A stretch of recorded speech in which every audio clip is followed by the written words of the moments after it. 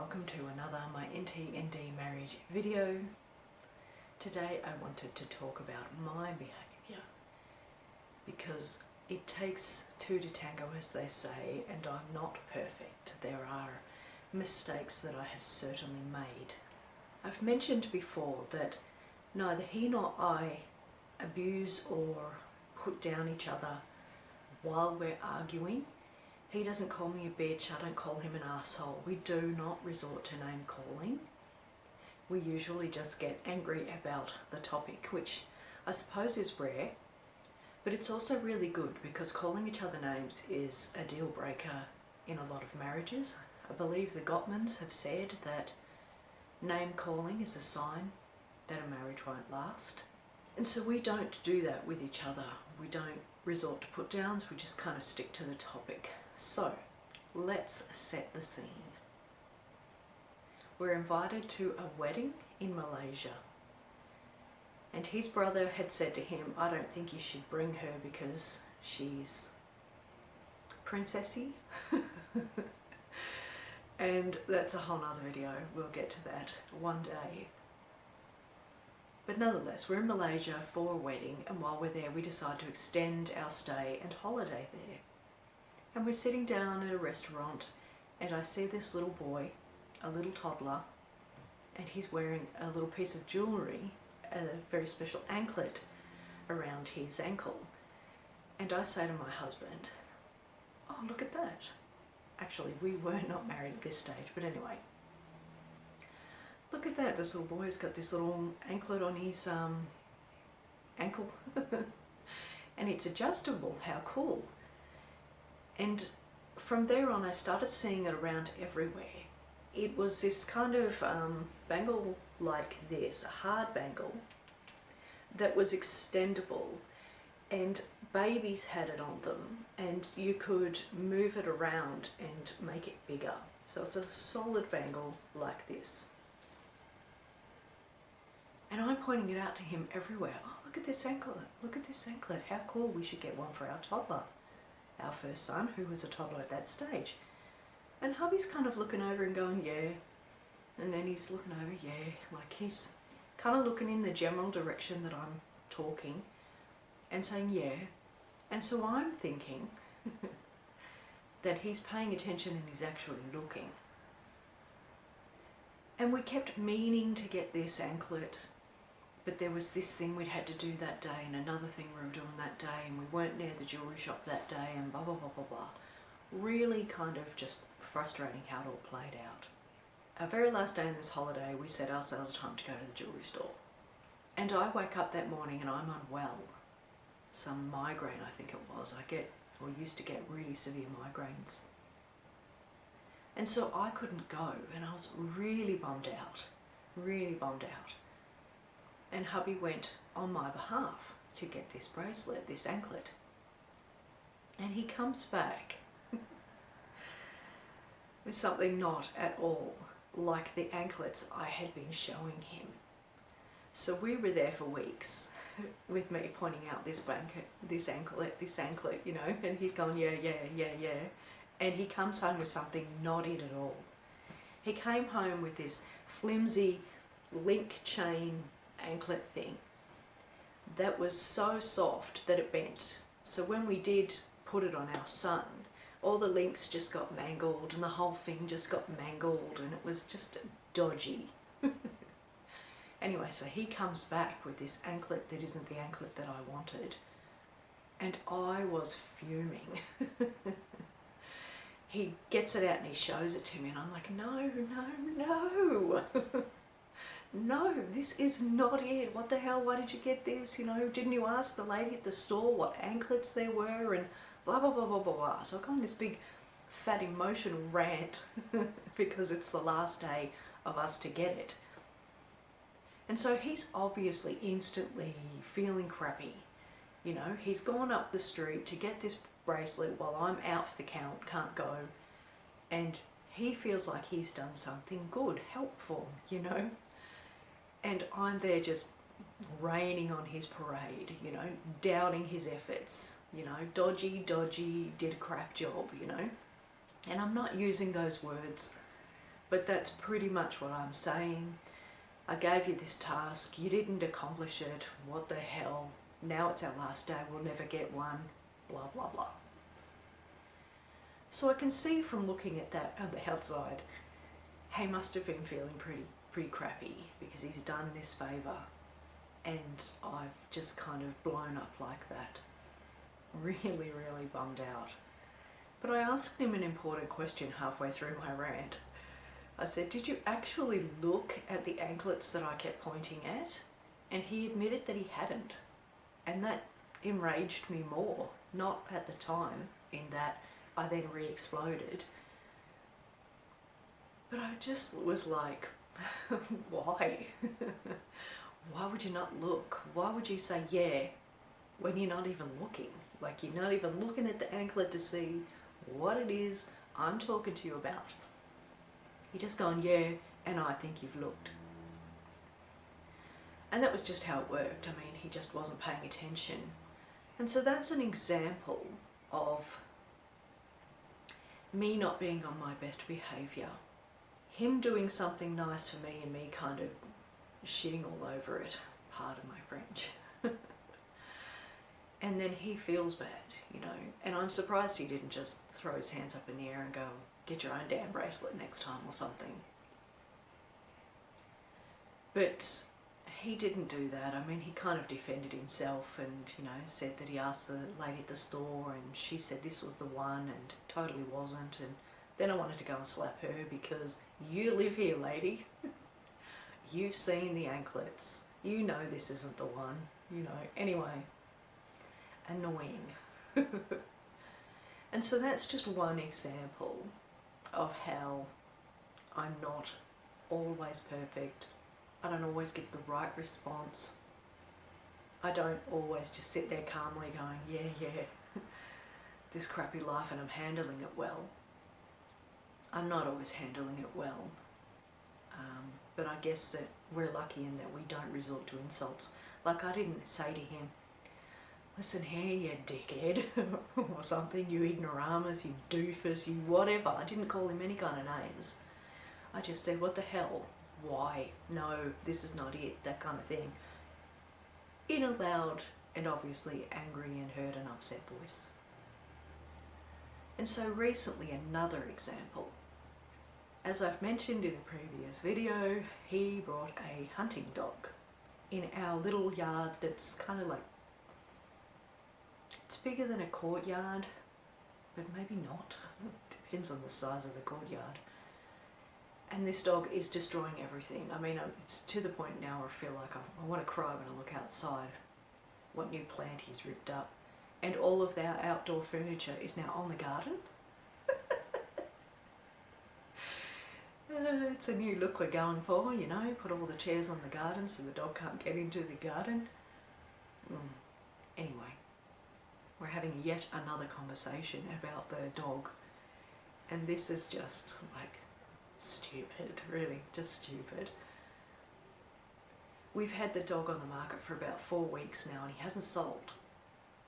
And guess whose fault that is?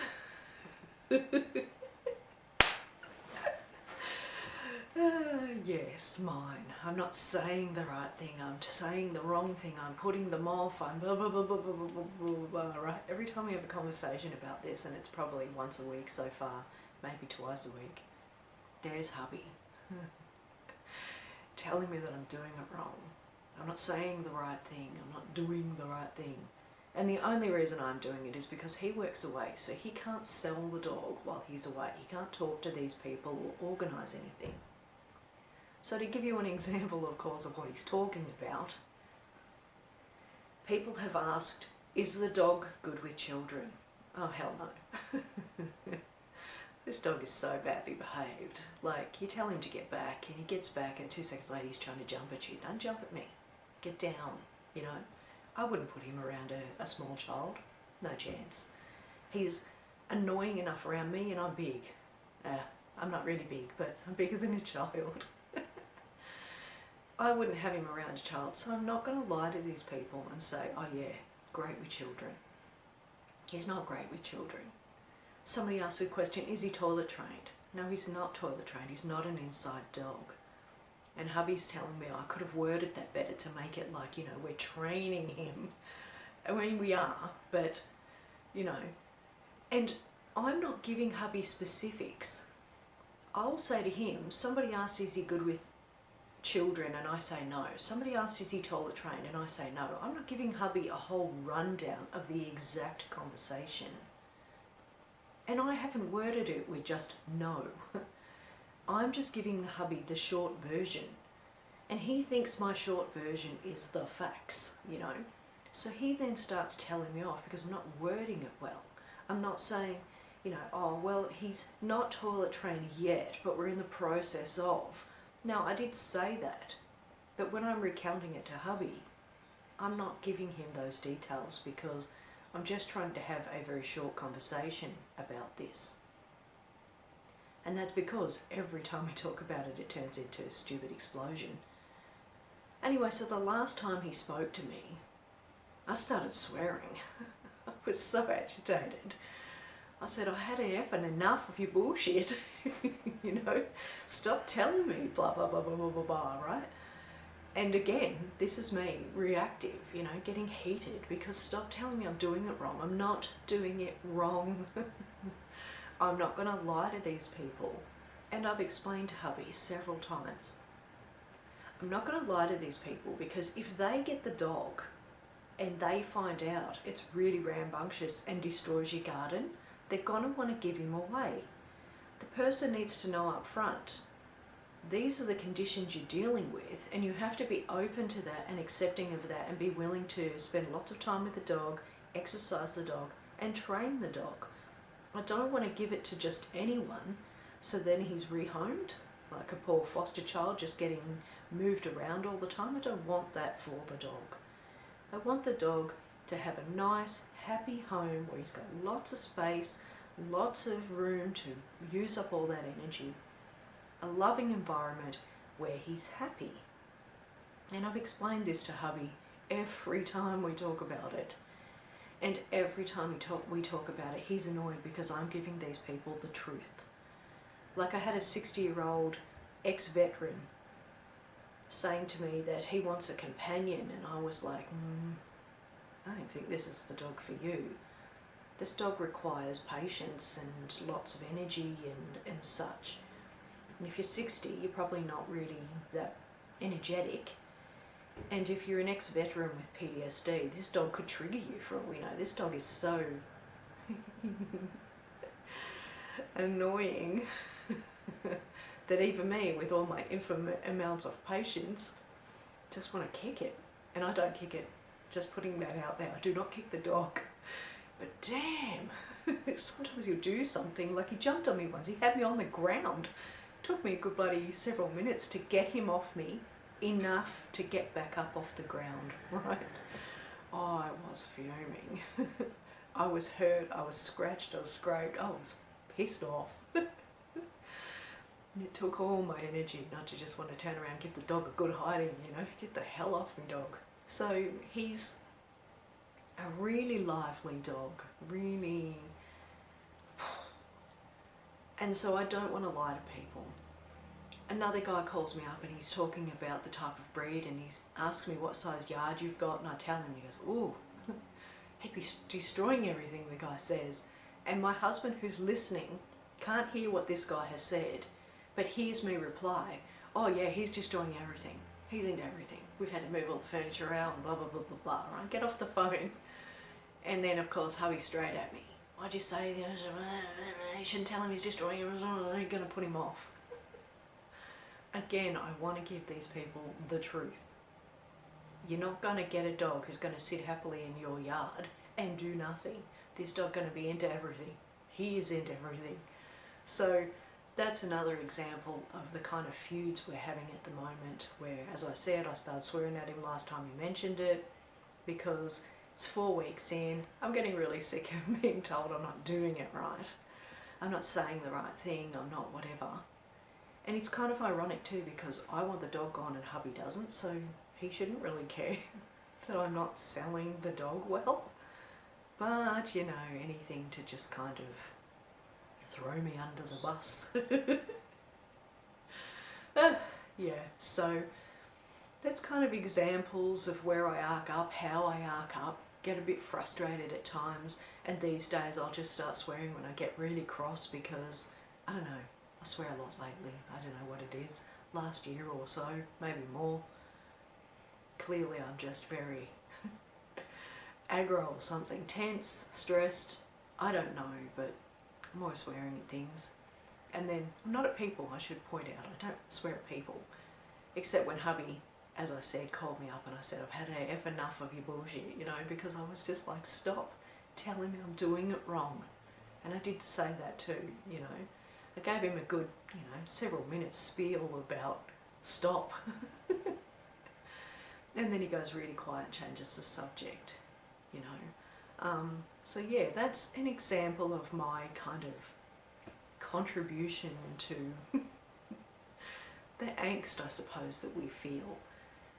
And if I go back to that anklet thing, I do feel really bad after the fact, where he's done something nice and then I've kind of berated him for getting the wrong thing.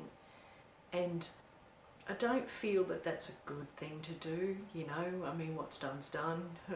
I hate that saying, but it's true. So I don't like to make him feel crappy about making mistakes. And we all do make them. And even my making him feel bad for making a mistake is a mistake on my part. Obviously I have reasons. I have excuses. My reasons and excuses are valid. But still, I can look back at that and think I didn't handle that well. You know, I wasn't nice or polite or sweet about it. And that's what I'm getting at, is now and again that will happen. I'm not always just placid and lovely and sweet. I will arc up every now and then. Mostly if I'm being attacked, I will definitely arc up. We're kind of two dogs in a fight, really, when it comes to that. If he starts going at me, I can't turn around and go back, you know. We're all defending our positions. We're both quite positional in that regard. And for me, I don't want to be attacked, so I will attack back. And ironically, if I attack him, like I did with the anklet thing, he doesn't attack back. He will usually just shut down and go quiet, which is understandable because I'm throwing this wall of words at him. And this and that and blah, blah, blah, blah, blah. I've lost him at hello, you know. So that's how that goes. That's me contributing to the relationship. My sort of side of the story about how I'm not so perfect myself. Comment below, how do you roll in your relationship? Are you sort of archy? Do you put your partner down? Or are you kind of, you know, still respectful as much as you can be in these situations? Comment below, love to hear from you. And thank you so much for taking the time to watch this video. Really do appreciate it.